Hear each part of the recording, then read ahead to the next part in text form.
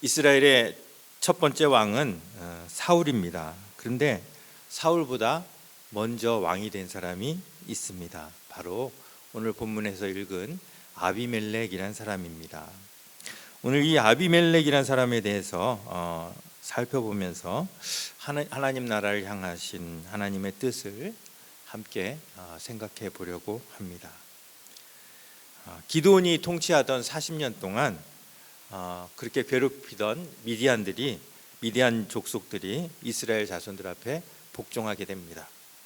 그리고 백성들도 비록 자기 소견에 옳은 대로이긴 하지만 하나님을 섬기고 두려워했습니다. 그러나 기드온이 죽자 상황이 돌변합니다. 8장 33절부터 보면 기드온이 이미 죽음에 이스라엘 자손이 돌아서서 바알을 따라가 음행하였으며 또 바알브릿을 자기의 신으로 삼고 이스라엘 자손이 주위의 모든 원수들의 손에서 자기들을 건져내신 여호와 자기들의 하나님을 기억하지 아니하며 또 여룻바울이라는 하는 기드온이 이스라엘에 베푼 모든 은혜를 따라 그의 집을 후대하지도 아니하였더라. 기드온이 죽자 백성들은 첫 번째로 바알과 바알브릿을 쫓아 음행하기 시작했습니다. 두 번째로 자기들을 원수들의 손에서 건진 여호와 하나님을 잊어버립니다. 세 번째로 기드온의 집도 후대하지 않습니다. 기드온이 전쟁에서 승리했을 때 그들이 기드온에게 했던 말을 여러분들 기억하시죠? 뭐죠? 당신과 당신의 아들과 당신의 손자가 우리를 다스리소서. 이렇게 했던 백성들입니다. 기드온이 죽자 마음이 바뀌어 버립니다. 더구나 기드온이 또 뭐라고 그들에게 선포합니까? 나도 아니고 내 아들도 아니고 오직 누가? 여호와 하나님이 너희를 다스릴 것이다 라고 선언한 것도 백성들이 기억했을 것입니다. 그런데 그들은 기드온이 죽자 그 여호와 하나님도 너무나 쉽게 잊어버리고 이제 그 땅에 원래 살던 그 가나안 거주민들과 다를 것이 없는 그런 삶을 살게 됩니다. 한마디로 하나님 나라의 정체성을 완전히 잃어버린 것입니다. 그렇다면 40년 동안 기드온은 사사로서 도대체 무슨 일을 한 겁니까? 어떤 영적인 영향력을 백성들에게 미친 겁니까? 사사로 통치하면서 40년 동안 이스라엘 백성들의 마음이 하나님께로부터 떠나서 우상에게로 가려는 그러한 위기를 기드온이 느끼지 못했을까요?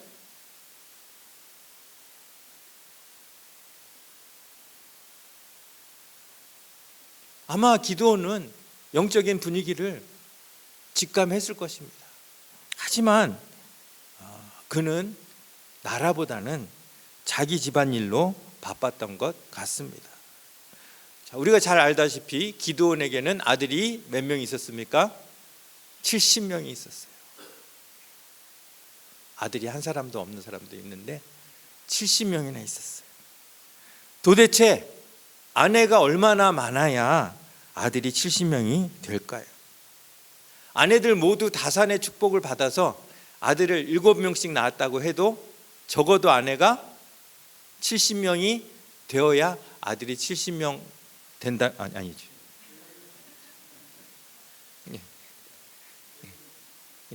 아내가 10명이 되어야지 70명의 아들이 생긴다는 그런 결론이 나옵니다. 그런데 아들만 낳았을까요? 딸도 그만한 숫자가 되었다는 이야기예요.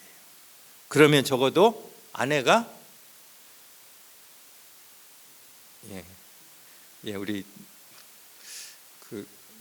남자 성도들 그 표정이 반반으로 나뉘시는데 20명 이상이다 하면서 즐거워하시는 분도 계시고 굉장히 이렇게 걱정하시는 분도 계세요. 어쨌든 아내가 20명 이상 되었을 겁니다. 거기에다가 가는 곳마다 현지 첩들을 두고 있었다는 거예요.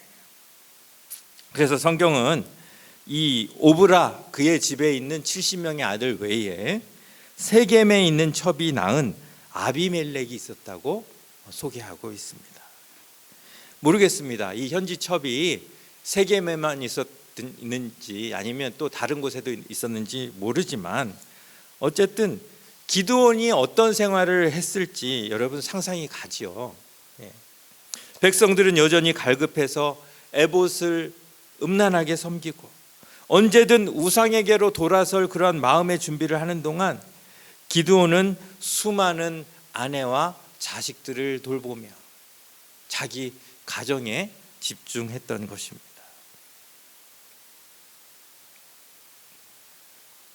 겉으로는 미디안이 머리를 들지 못하고 항상 이스라엘에게 복종하여서 평온한 상태로 보이지만 사실 영적으로는 매우 피폐한 나라가 되었다는 것이에요. 자, 그런데 이런 상황에서 그 기드온마저 죽자 나라는 기드온 이전의 상태로 똑같이 돌아가게 됩니다. 자, 33절 말씀이에요. 기드온이 이미 죽음에 이스라엘 자손이 돌아서서 바알들을 따라 음행하였으며 또 바알브릿을 자기들의 신으로 삼고.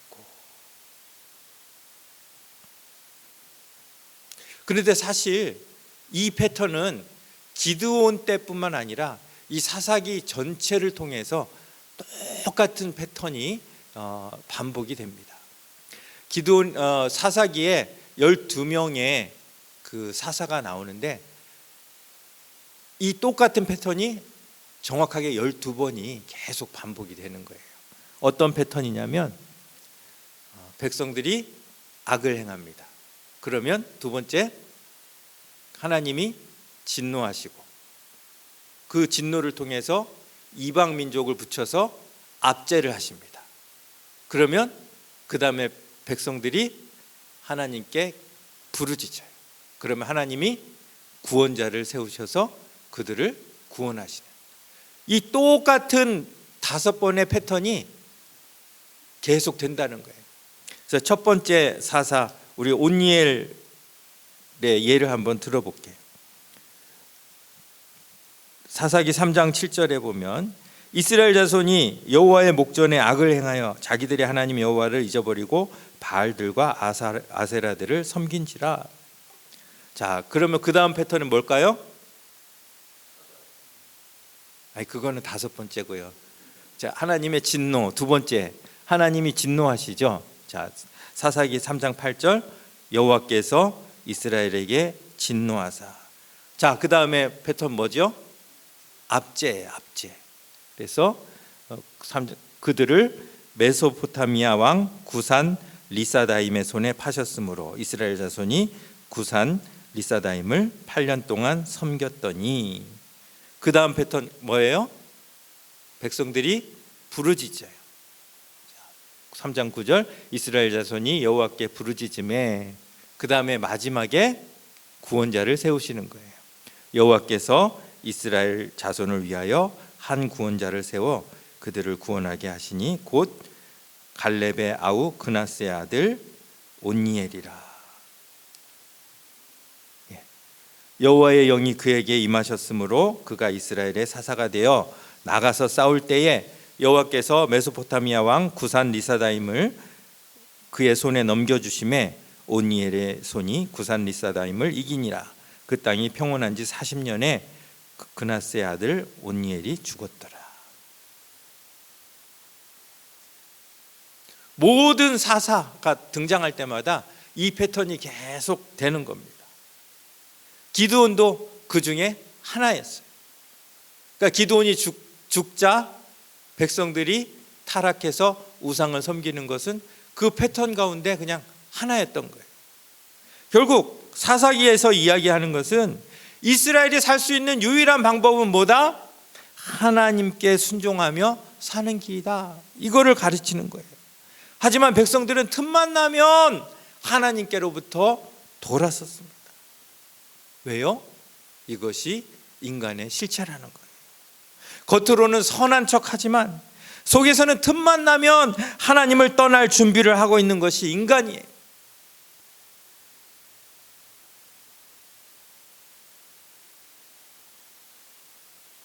그런 인간에게 진노하신 하나님께서 이웃 나라를 사용해서 압제를 하면 백성들은 괴로움 가운데 하나님께 부르짖고 그 부르짖음에 응답하시는 방법으로 지도자 즉 사사를 세우셔서 그들을 구원하시지만 그 사사가 죽으면 곧바로 백성들은 또다시 타락하는 그러한 패턴 가운데 이 사사 시대를 거치면서 이스라엘은 그 어느 때보다도 타락한 그러한 나라로 변하게 됩니다. 그래서 이 사사기에는 여러 가지 어둡고 끔찍하고 생각도 하기 싫은 그러한 장면들이 많이 기록이 되어 있어요. 그 중에서도 가장 끔찍한 사건 중에 하나가 바로 오늘 읽은 사사기 9장 1절에서 6절에 있는 그 말씀이에요. 오늘 우리는 아비멜렉에 대한 그러한 이야기를 읽었습니다. 자, 아비멜렉은 누구의 아들이에요? 기드온의 아들입니다. 그런데 정실 부인이 아니라 그 많은 정실 부인 20명도 넘는 그 부인의 아들이 아니라 세겜에 있는 첩의 아들이. 아비멜렉의 뜻은 참 히브리어가 좀 우리 한국말하고 좀 비슷한데요. 자, 아비멜렉의 뜻이 뭐라고요? 내 아버지가 왕이다라는 뜻이에요. 아비멜렉. 히브리어로 아부가 그 아버지라는 뜻이에요. 그래서 아브라함 하면 열국의 아버지. 아버지라는 그런 뜻인데 이 아비멜렉은 내 아버지가 왕이다라는 뜻이에요. 자, 그렇다면 이 이름을 누가 지어줬을까요? 하나님이? 기드온이? 엄마가? 아마 셋 중에 하나 맞을 것 같습니다. 자, 기드온은 스스로 자기가 왕이 아니라고 선포한 사람이죠. 이 나라를 다스리는 분은 오직 여호와 한 분임을 백성들에게 이야기한 기드온이 첩이 낳은 자신의 아들에게 내 아버지가 왕이다라는 이름을 지어줬을까요? 아니겠죠. 아마도 어머니가 서자로 태어난 자기 아들에게 이 이름을 붙여주었을 것입니다. 시대와 지역을 막론하고 첩이 제대로 대접을 받는 경우는 별로 없습니다. 그때도 마찬가지였을 것입니다. 더구나 아비멜렉은 아버지와 함께 오브라에 사는 것이 아니라 떨어진 세겜에 어머니와 따로 살고 있었습니다. 그러니 아버지의 얼굴을 제대로 볼 수 있는 그런 기회가 별로 없었을 것입니다. 아버지 없는 자식이나 마찬가지였을 그 아들에게 어머니는 아비멜렉, 곧 내 아버지는 왕이다라는 뜻의 이름을 붙여줌으로써 아들에게 자긍심을 갖게 하였을지도 모르겠습니다. 비록 서자였지만 세겜 사람들에게 내 아들은 왕의 아들이다라고 알리기 원했던 것 같습니다. 하지만 사실 어떻습니까? 그가 서자가 아니라 적자라 해도 아비멜렉이라는 이름은 합당치 않습니다. 이스라엘에게는 이제껏 왕이 없었고 기드온도 사사일 뿐이지 왕이 아니었기 때문입니다. 하지만 서자로 아비멜렉이라는 이름을 갖고 자란 아이에게는 자기도 모르는 사이에 그래, 아버지가 왕이니 나도 왕이 될 수 있겠다라는 그러한 마음을, 야심을 불러일으킬 수 있는 이름이었다고 보는 것이 적당할 겁니다. 내 아버지가 왕이니 나도 언제든지 왕이 될 수 있다.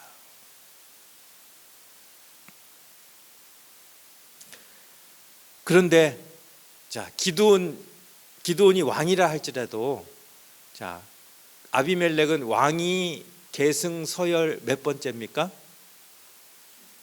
71번째죠. 70명 다음에 71번째. 더구나 다른 아들들은 다 오브라에서 사는데 자기만 세겜에서 살고 있습니다. 그가 왕이 될 가능성은 거의 없다고 보아야 합니다. 그런데 아버지가 죽자 아비멜렉은 꾀를 냅니다. 세겜에 있는 자신의 친족들을 먼저 회유한 것입니다. 그것이 오늘 읽은 9장 1절부터입니다. 여룻바알의 아들, 여룻바알은 기드온의 별명이에요. 그래서 기드온인데 기드온의 아들 아비멜렉이 세겜에 가서 그의 어머니의 형제에게 이르러, 그 어머니의 형제는 누구죠? 우리 족보로 하면 뭐죠? 어머니의 형제? 외삼촌들이죠.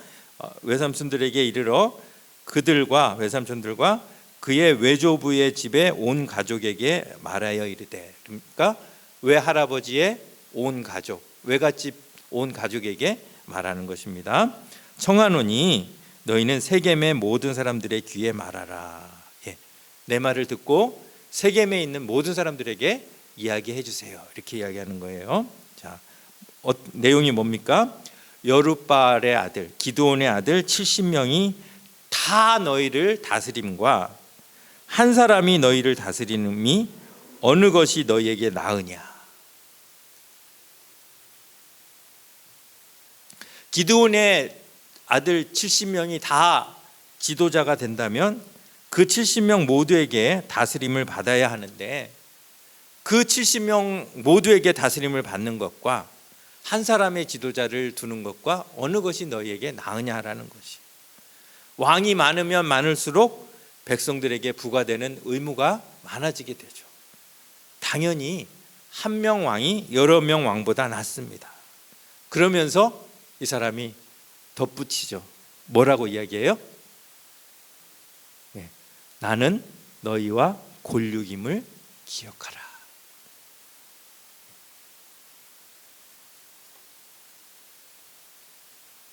그러니까 내가 왕이 될 것이다 라는 것을 돌려서 지금 이야기한 것입니다. 자, 3절 말씀. 그렇게 이야기했더니, 자, 그의 어머니의 형제들이 그를 위하여 이 모든 말을 세겜의 모든 사람들의 귀에 말하매 그들의 마음이, 그들 누구예요?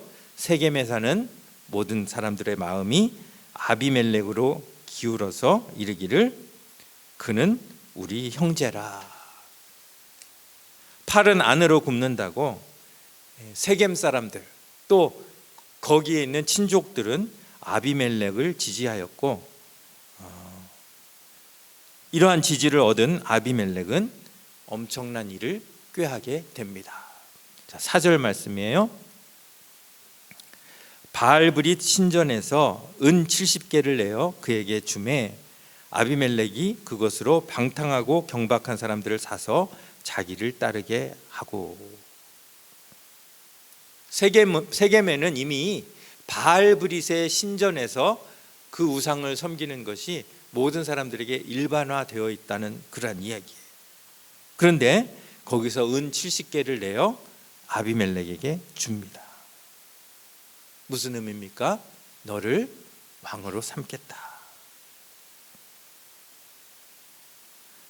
그런데 하나님과는 전혀 관계없는 그런 왕이죠. 자기들이 이제껏 그래왔던 것처럼 바알도 섬기고 아세라도 섬기고 바알브릿도 마음껏 섬길 수 있도록 네가 좀 해줬으면 좋겠다, 이런 의미예요. 그런데 왜 하필이면 은 70개일까요? 그것과 연관이 있어 보이죠. 정확하게는 모르겠어요. 그런데 관련이 있어 보입니다. 어쨌든 그 돈을 가지고 아비멜렉은 뭘 합니까? 사람을 사요. 어떤 사람? 조포. 맞습니다. 이게 아마 이 성경이 요즘 이렇게 기록이 되어 있다면 이렇게 얘기 안 했을 거예요. 뭐 방탕하고 경박한 사람들 이렇게 얘기 안 했을 거예요. 뭐라고 했을까요? 깡패와 양아치 뭐 이렇게 됐을 거예요. 여러분, 그런데 세상 나라의 왕들도 이렇게는 안 합니다. 하물며 하나님 나라의 왕이 되겠다는 사람이 이러한 양아치들을 이끌고 일을 꾸민 겁니다. 자, 그 사람들을 사가지고 자, 어떻게 합니까? 5절 말씀입니다. 오브라로 갑니다. 세겜에서 오브라에 있는 그의 아버지의 집으로 가서 여룻바알의 아들 곧 자기 형제 70명을 한 바위 위에서 죽였으되 다만 여룻바알의 막내 아들 요담은 스스로 숨었으므로 남으니라. 이스라엘 역사 가운데 가장 슬픈 일이 여기서 벌어집니다. 기드온의 70명의 아들이 한자리에서 깡패의 손에 죽임을 당한 것입니다. 그 가운데 막내 요담은 숨어서 살아남습니다. 자, 그러면 여룻바알이 그 왕위 승계 서열 71이었다면 막내 요담은 몇이었을까요? 70이죠. 예. 보통 드라마나 소설에서 이런 경우면 어떻게 됩니까? 요담이 나중에 복수를 하고 그 왕위를 차지해요. 그런데 이거는 왕위가 아닙니다. 하나님 나라의 지도자, 사사라는 자리입니다. 그래서 요담이 맡은 역할이 있지만 그가 지도자에 올라서는 것은 아닙니다. 어쨌든 이렇게 자기보다 서열이 높은 형제들을 다 없앤 아비멜렉은 비로소 자기가 원하는 자리에 오르게 됩니다. 6절 말씀이에요. 세겜에 있는 모든 사람과 밀로 모든 족속이 모여서 세겜에 있는 상수리 나무 기둥 곁에서 아비멜렉을 뭘로 삼으니라? 왕으로 삼으니라. 이스라엘 역사상 최초로 왕이라는 직함이 아비멜렉에게 주어집니다. 가장 영광스러워야 할 순간이지만 사실은 가장 부끄럽고 수치스러운 그런 순간이 됩니다. 왜요? 하나님께서 주신 자리가 아니기 때문입니다. 하나님의 방법이 아니기 때문입니다. 기름 부음을 받지 않고 자기 스스로 왕이 되었기 때문입니다. 하나님이 왕으로 세우지 않았는데 스스로 왕이 된 사람 또 여러분 기억하시죠? 솔로몬을 제껴두고 스스로 왕이 된 아도니아. 그의 결말이 얼마나 수치스러웠는지 여러분들 아실 겁니다. 그런데 하물며 세상 나라보다 더 악한 방법으로 왕이 된 아비멜렉을 하나님이 어떻게 하셨겠습니까? 한 여인이 던진 맷돌에 두개골을 맞아 불명예스럽게 죽으면서 아비멜렉의 반역은 3년 만에 끝나게 됩니다. 그리고 사사기 9장은 이런 결론을 내립니다. 물론 그 중간에 그 요담이 저주하고 뭐 이런 과정이 있는데 제가 생략을 했고요. 자, 사사기 9장 마지막 56절, 57절 말씀입니다. 우리 한 목소리로 같이 한번 읽어보겠습니다. 시작. 아비멜렉이 그의 형제 70명을 죽여 자기 아버지에게 행한 악행을 하나님이 이같이 갚으셨고 또 세겜 사람들의 모든 악행을 하나님이 그들의 머리에 갚으셨으니 여룻바알의 아들 요담의 저주가 그들에게 응하니라. 안 그래도 많은 아내인데 그 세겜에 그 첩을 두지 않았더라면 얼마나 더 좋았을까요? 한순간에 그 잘못된 행동이 자기의 모든 아들들을 죽이는 이러한 불상사를 일으킨 것입니다. 어쨌든 하나님 나라를 세상 나라보다 더 악한 나라로 바꾼 이 아비멜렉의 악행, 이것을 하나님은 그냥 내버려 두지 않으셨고 요담의 저주대로 그에게 갚으셨습니다. 그래서 신학자들은 이 아비멜렉을 뭐라고 이야기하냐면 구약의 적 그리스도라 이렇게 얘기해요. 적 그리스도는 뭡니까? 하나님 나라를 대적하는 그런 세력이에요. 근데 이 아비멜렉이 구약의 적 그리스도라는 것이, 물론 그 과정과 결과가 다 참혹했기 때문이기도 하지만 하나님과 관계없는 직분, 하나님과 관계없는 사업, 하나님과 관계없는 일을 탐하는 자는 아비멜렉과 다를 것이 없다는 것이죠. 이제까지 그래도 이스라엘이 당한 괴로움은 외부의 적들 때문이었어요. 그렇죠? 하나님을 버리고 하나님이 진노하시고 외부의 적을 통해서 압제하시고 백성이 부르짖고 지도자를 세우고, 이제까지는 외부의 적 때문에 당한 괴로움이었는데 아비멜렉은 내부의 질서를 세상의 악한 방법으로 무너뜨리고 스스로 왕이 되어서 하나님 나라를 하나님의 성품과 하나님의 형상과는 전혀 무관한 그런 나라로 만든 것입니다. 그것이 적그리스도예요. 하나님의 나라를 하나님의 성품과 하나님의 형상과 전혀 무관한 나라로 만드는 세력.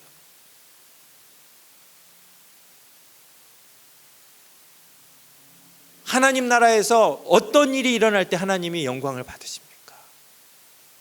그 나라에서 하나님의 성품이 드러날 때 하나님은 영광을 받으십니다. 그런데 아비멜렉은 하나님의 백성들을 데리고 하나님의 성품과는 정반대의 성품이 드러나는 그러한 나라를 만든 것입니다. 끝내 하나님의 심판을 피할 수 없었던 것이죠. 오늘 이 아비멜렉을 통해서 우리는 하나님 나라를 어떻게 섬기고 어떻게 누려야 하는지를 배우게 됩니다.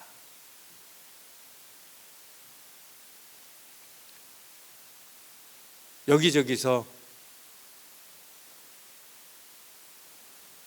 이런 소식들이 들려오죠. 하나님이 허락지 않으신 것을 얻기 위해 세상 사람들보다 더 악하고 치사한 방법으로 이를 꾀하는 그런 사람들이 교회에 있다는 소식을 종종 듣게 됩니다. 인간의 방법으로 교회를 세습하고 학력을 위조하고 편법을 사용해서 교회의 유익을 꾀하고, 도대체 아비멜렉과 다른 점이 무엇이 있습니까? 하나님의 교회는, 하나님의 나라는 반드시 하나님의 뜻과 하나님의 성품을 드러내야 합니다. 하나님의 방법으로 일을 이루어야 합니다. 손해를 보더라도 세상 방법을 사용하지 않고 자신의 유익을 구하지 않고 온전히 하나님만 의지하고 하나님만 기다리며 나아가는 것이 하나님 나라입니다. 세상 사람들의 눈에 보이기에 외롭고 바보 같아도, 내 생각으로 내가 어떻게 이룰 수 있을 것 같아도 하나님의 뜻을 겸허하게 기다리는 사람이 하나님의 나라를 유업으로 받는 자인 줄 믿습니다. 마태복음 5장 3절 너무나 잘 아는 말씀이죠. 우리 한번 같이 읽겠습니다. 시작. 심령이 가난한 자는 복이 있나니 천국이 그들의 것임이요.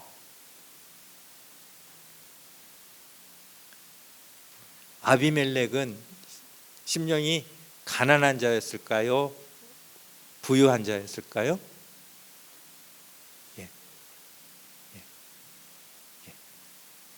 천국을 누릴래야 누릴 수 없을 만큼 그 마음이 가득 차 있었던 그 사람이 바로 아비멜렉입니다.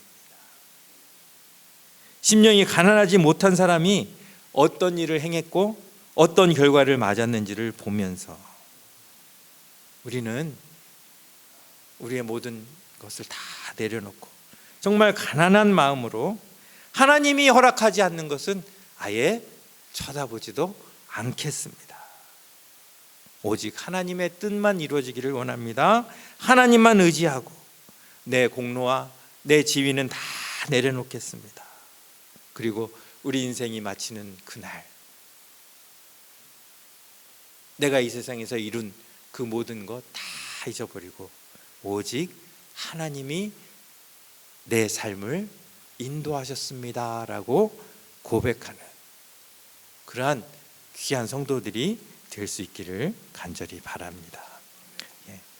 우리 잠시 기도합니다.